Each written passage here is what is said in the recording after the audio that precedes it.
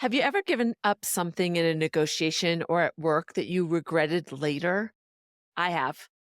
Today, we're going to talk about that when to have concessions, when to give, when to gain. It can really make a difference. So, whether it's a negotiation or in your everyday work life, you're going to want to stay right where you are. Welcome to How to Get What You Want. This podcast is for driven women ready to claim their goals and navigate their careers with clarity and confidence. Join me as we explore real stories, tools, and strategies to help you steer your career exactly where you want to go. Let's get started on helping you get what you want. I am so glad that you made the choice to be here today. How to get what you want. That's what it's all about. And part of that is when to concede and when to give. It's an interesting balance. And we have this conception that giving really shows that we are a team player, that we're easy to get along with, whether it's in a negotiation or an everyday professional situation. We think that it's our quote unquote responsibility in the role that we're in. Don't ask any questions, just to do what is asked of us, whether it's by our peer, our boss. It's more responsibility, changing the timelines. Does this happen to you? Are there concessions that you're giving without even realizing it? Let me give you a couple more examples. If you're giving up control of a project timeline without even having a voice in it, without even saying why you need to stick to that, taking on extra tasks without clarifying the priorities or setting boundaries. Whew, I know that really hits home for some of you. And the last one I want you to think about is scope creep.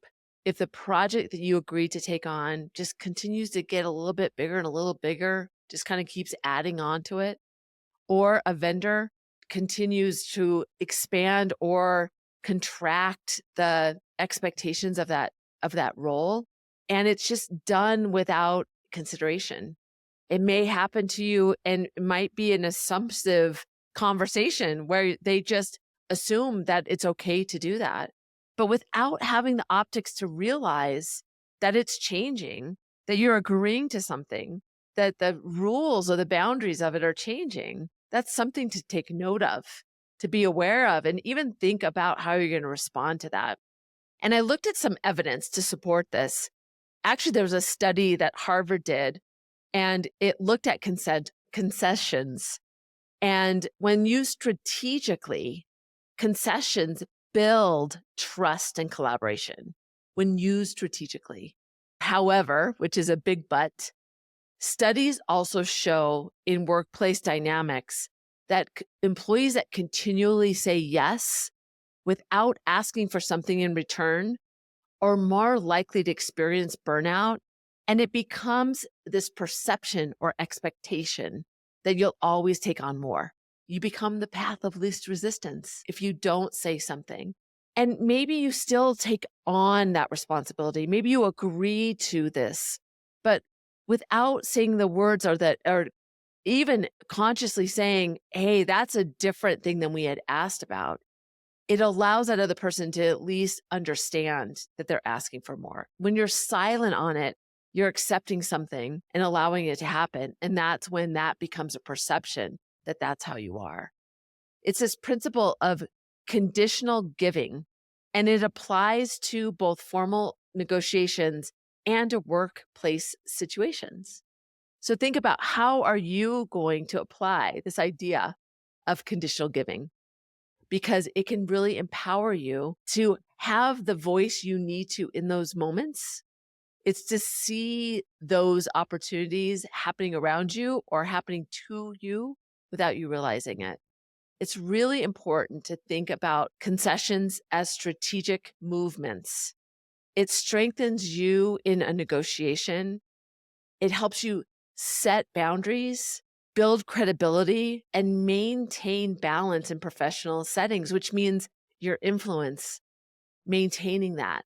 We work so hard to grow it. You have to maintain it by having your voice heard and not just staying silent on the topic. Whew, this is a big one, and it's so often something that we don't notice that we do. As I go through some examples, it might illuminate, "Ooh, I didn't realize that this is happening around me." And that's what the point is here. There might be things that you are making a conscious choice, or you didn't mean to make a conscious choice, but you are because you know it's happening to you. So it's making that decision to say something. But there's also some situations I guarantee that you're just staying silent on, and you may not have realized that it's been scope creep or that you've been asked to do more and you didn't even realize because of the language or the approach. Hey, Susie here. Thought I'd pop in. I wanted to let you know I've been an executive coach for over a decade. I work with executives and they call me their silent partner because I help them increase their confidence when they're facing really difficult decisions. If you'd like to see if we're a good fit, head over to susietomandchuck.com and fill out an application. I'd love to hear from you. In thinking about applying this to some everyday situations, it wasn't difficult for me to think of some. I remember as the owner of the client relationship when I worked for a big corporation, we did technical services that were on air. So it was really important that our client, we made them happy. They paid us a lot of money, and they were doing some things on air that were very visible, not only to our company, but also to the people that viewed their networks. And we had one client that was a very high exposure client that had a huge brand. There was one season where they wanted to do some special event, a live event. And we talked about it initially. And it was going to be, they were going to be live on location, and they were going to do these special events, break in live. It wasn't something that we normally did, but we agreed to do it. And there were some requirements around that. And so the day of, it was going to go on for more than a week. But the first day, we noticed that they wanted to make some kind of in-flight adjustments. Like as they were going, they had to make some adjustments, which made it more difficult for us. We needed to have more people there to do it. We hadn't planned for it, but we just said yes because we didn't want to disappoint them. And by day 3, when they kept adding these additional things, we started not doing it that well because we didn't have the resources associated to it. We would have been so much better off just saying, hey, listen, time out. This was something that we didn't agree to. We should have stopped right then and identified in a nice way, frame it really good. I understand that you guys want to change this, and I know we need to do it quickly, but I want to make a note right now that this is different than what we had expected from you. It doesn't have to be this confrontation. At least you're putting a pin in where it was. If you don't have the opportunity to say, I'm going to quote this out, give this to you in a proposal and have you pay for it now, they were flying by the seat of their pants, and we kind of had to do the same thing to make sure that they were successful, but it didn't mean we needed to be silent on it. We learned the hard way those first couple days because it made us look bad. And so being able to, from that time forward, they even said to us, hey, you need to tell us where the boundaries are. We made assumptions that if we did that, then they would be frustrated with us. But they had an expectation on their side, and they just figured it was fine on our side. We weren't thinking about it from that perspective. We had a great relationship. So thinking about these times and even articulating it is something that you need to do, because just illuminating it, when you let it go, we all know how that is. If you just let it go, they just assume it's okay. And then the second, if there's one more instance, if you don't do it right away, you feel less likely to speak up. So stop not addressing it right away. That's what we should have done differently. On day 1, when the condition changed, we should have said something. I think about another example of a current client of mine. He runs a project that goes across a large part of the organization, not just one organization, but multiple ones. So it oversees a very important project within the enterprise. And the optics are at a very senior level. And he gets great exposure by giving updates to the senior team. And so when he goes in front of the senior team, they ask for additional things. They ask for changing in timelines. And he just says, yes, yes, yes, because he's in front of them and he just wants to be the one that says it. I mean, to be able to say, yes, we'll do that. Well, he's making those decisions on behalf of the entire project team. So when he comes back and says they have to do this, people have begun to get really frustrated with him because he never holds the line about what they agree to in the meeting. When he gets in front of the senior people and he's by himself, he doesn't have the ability to set boundaries and say no, or even explain why, because he's not in the details. For him, it's stop going alone. If you need somebody to be with you when you meet with the senior team, you can still represent the team and show up well and increase your influence. But if you need more people to help you define the boundaries because you need to have somebody that has more depth in understanding the reason why you have to create boundaries, he needed to stop going alone and be able to do that. And he lost the trust. He had people that really, when they had the choice to not be a part of the team, they didn't want to be a part of his team. And you're representing not just the business, but you're also representing the people that you have on that team and showing up for them in the way that they need you to. And a project lead is somebody that needs to make sure that those boundaries, those promises are kept and are consistent. Those boundaries are articulated in the right way. This person just was a yes man and never ended. And he actually has really suffered the consequences of it because the project hasn't done as well as it should have.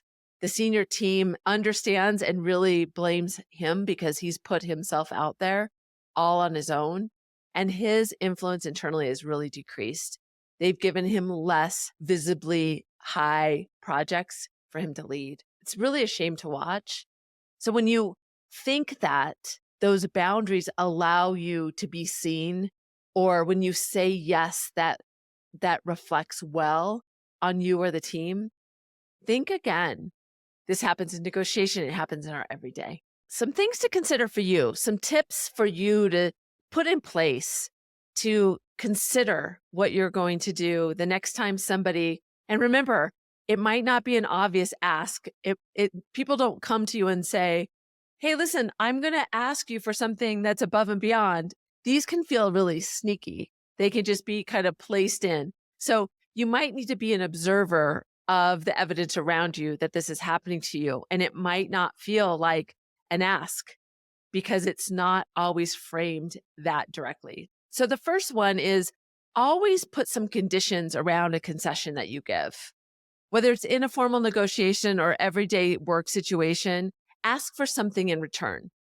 For instance, if you are in a negotiation, they're asking for a different time frame, at least say, this is different than what I had assumed we were going to agree to. I need to consider this. I think it's something I could give you, but in return, I'd like to ask you for X, something else. See, you're not saying no.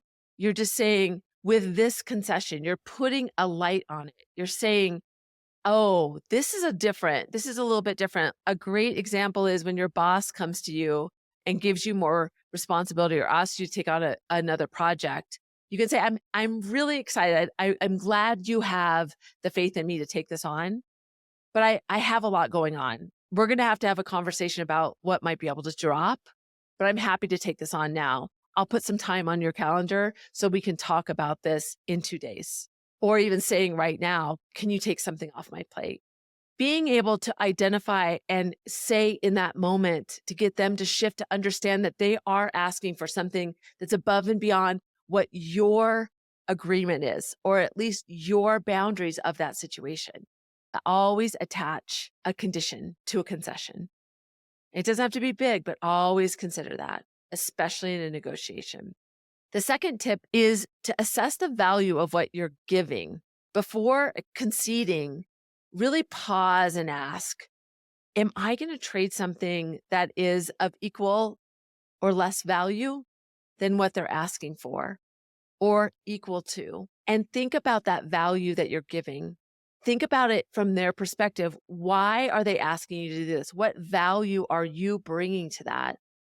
How much leverage do you have in just saying yes? Or what will happen if you say no? Understanding the value and taking that time to assess that will give you a little bit more understanding of how you need to respond or in what way. What can you give in return or what can you ask for in return? So in a formal negotiation, a concession is really leverage. I understand that you need me to give this to you. I can't agree to this yet.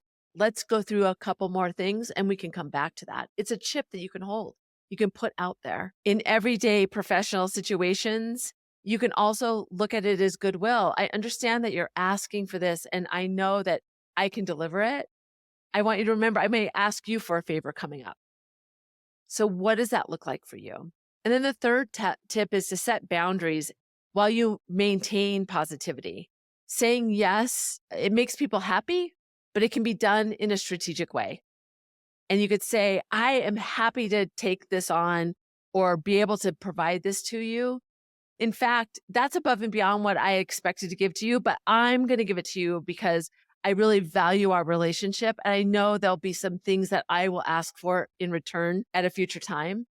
So you're putting it out there and you might want to remind them of it. It really allows you to have them understand that you have value on your side too. And thinking about articulating that out loud allows them to recognize or at least be able to say, you're right. That is a big ask. Thank you for letting me see it that way. And I appreciate that you're going to do it for me. That's how they see it when you say, I'm happy to do this. It's going to be above and beyond, but what can we do to make this an equal balance? It's okay to say that. I want to make sure we both have a win-win here. And I'm going to give more here. So I'm going to ask you to give some for me too, whether it's the next deal point or the next conversation or the next service that you're going to provide. So those tips are to always attach a condition to your concessions. Assess the value of what you're going to give them or what they're asking for so that you can balance out the give that you are going to offer or ask for. And then set boundaries, but stay really positive. Don't be afraid to say, I'm happy to do this, but I'm going to come back and ask for something in return. It doesn't have to be this negative thing. So really identify a recent situation where you may have given up something without even realizing it by staying silent. I can think of many examples for me. I want you to spend a few moments to think about, when has that happened to you? Maybe it's with a certain person, situations that you've been in. Think about the trends that you might have started and didn't mean to with different scenarios. I wouldn't be surprised if you were able to come up with some scenarios that you've seen in the last couple days, the last couple weeks. I want you to identify those so that it helps you see more clearly in moving forward. Don't beat yourself up about it. We all do it, but understand that we're always shifting. We're always learning. What can you adjust now that you've thought about this and you want to be more mindful about it? Allow yourself to pause when somebody comes to you and asks you to do more. Think about it before you respond. Doing that, even that action can get them to understand that this is above and beyond.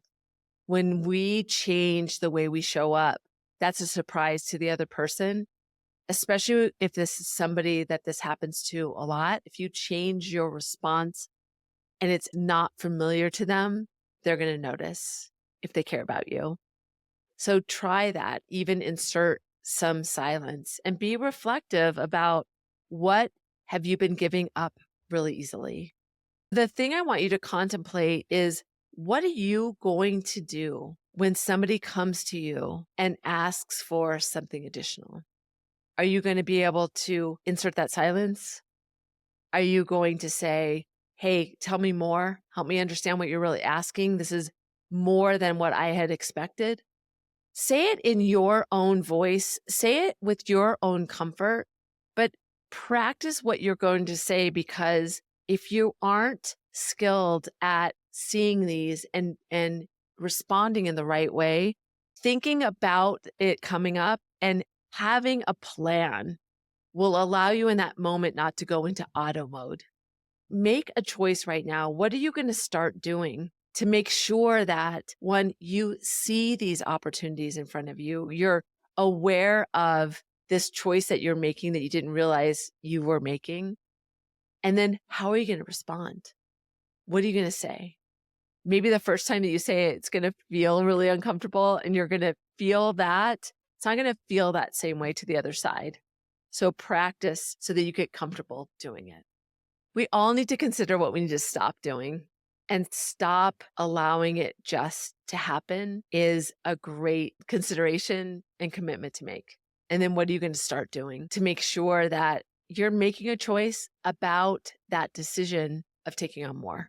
And remember that when you become a yes, always person and you don't have boundaries, that's going to burn you out. You're not going to show up in the right way that you need to.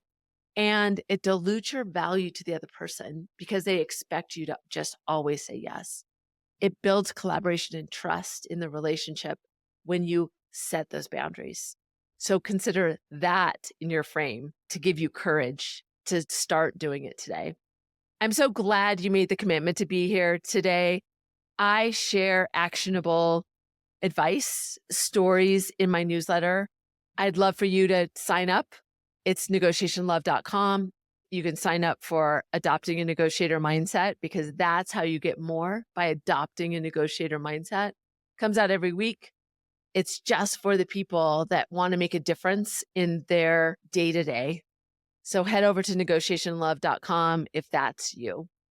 And don't forget, negotiation is more than a skill, it's a mindset. So until next time.